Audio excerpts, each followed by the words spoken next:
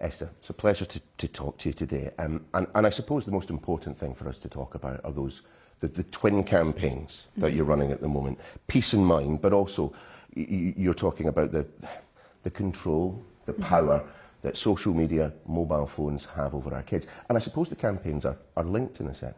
Yeah, so they are two separate campaigns. The Peace in Mind campaign, which aims to get mindfulness taught in all schools in England, but also the call for mobile phone companies to take more responsibility for children's welfare. And although they are separate, like you say, there is a lot of crossover because both things are going to impact children's mental health. No, it's great. But explain then a little bit more about putting mindfulness in schools, because to be fair, mindfulness is a word that I think a lot of us have heard, you know, over the years, but I've heard an awful lot more of in the past few. So I'll let you know like how I've been practicing mindfulness for 8 years now, and I felt an absolute massive benefit for my well-being and for my mental health, and I feel that it's given me increased mental resilience, and it can also like improve empathy and self-compassion as well. And I think that I think because I've practiced that up until what happened to Brianna, it was almost like I had a level of mental fitness in order to be able to cope with what was the worst possible thing that's ever happened in my life. And it's enabled me to kind of deal with it in a more positive way, and rather than going down a route of maybe feeling hateful and like beating myself up about what's happened as well, I've been able to actually take that and try to make something positive out of it.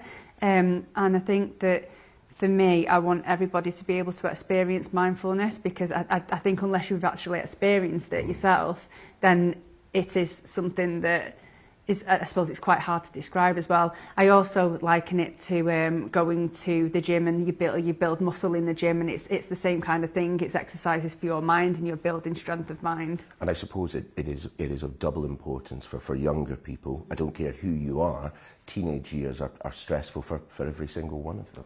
Yeah, and I think like currently it's worse than it was when I was a teenager, and like a certain level of anxiety is normal, and it's normal in your teenage years, but I think that now it's actually causing issues in their lives where they're self-harming or they're struggling with eating disorders, and there's an absolutely massive waiting list for CAMHS, and I can't remember the exact figures, but when I saw those figures I was shocked, and I thought, like, what are the underlying causes? Like, why are there this many children that are struggling with their mental health? Well, I presume part of it will be the online lives that they lead, the mobile phones that they carry all the time, and the social media that they're never absent from. Yeah. And I think that the pandemic and the lockdowns, and the children were then forced into this online world where they were doing all of their socialising online, and I don't think that really they've moved away from that. And yeah, it's shown that mobile phones have an impact on mental health, and even as an adult, you know how much it impacts you if you 100%. Yeah. So if it's impacting us as adults, like, can you imagine the actual effect it's having on young people? It's going to be, it must be overwhelming for them, and I think that this is one of the reasons why they're struggling so much. Well, it is the one aspect of parenting that I will hand on heart say genuinely scares me. The fact that my wee man at some point soon will have a mobile phone, will have access to these sites. And I suppose that is probably a feeling that is shared by an awful lot of parents. I mean, the support that you have for these tech companies to take a little bit more responsibility is huge. 6 out of 10 people would actually wish to see phones banned for children. I mean, do you think that's possible? I think that probably not for mobile phones to be banned for children, but so the petition that I've set up, it calls for mobile phone companies to take more responsibility, and I think that it would be great if we could possibly have at point of purchase software that helps parents to monitor what their children are doing. So, for example, there is software out there that can flag up concerning words, and if that then alerts the parent that the child is looking at self-harm images or searching on the extreme side of it, the things that Scarlett Jenkinson was searching, and that the parent can then be responsible for their child and do something about it. And also there's like recommendations. I think it's like 2 hours a day of screen time, and any more than that is harmful. So you could potentially have like settings that restrict the amount of time that children are on mobile phones. And for me now, I would absolutely love to be able to speak to mobile phone companies, and not in a way of accusing them of anything, but just to sit down and have this discussion. Is this feasible? Is this something we can do? How can we make things better for young people? I think what people will find striking is the fact that you're not here to point fingers, that this is not about apportioning blame. And you mentioned there Scarlett Jenkinson. I suppose what a lot of people have been really struck by, and in a very positive sense, is the fact that you and Scarlett's mother Emma have been talking, have a relationship. She's in fact supporting you in these campaigns. How has that relationship developed? So like from quite early on, really, I wanted to meet her mum, and I saw how much the trial was impacting her, like during that time, and I just wanted her to know that I didn't blame her. Like what her child had done is Scarlett's responsibility. She, like Emma, didn't take any part in the crime towards Brianna, and I wanted to understand how it was for her as a family, and to understand what she's going through now, because essentially we've both lost a child, and it was a positive meeting, and she's just a normal woman, and it was extremely emotional, and yeah, I'm glad that I've done it, and that we are in contact now. Has that helped you with processing, the absolutely horrific loss of your child?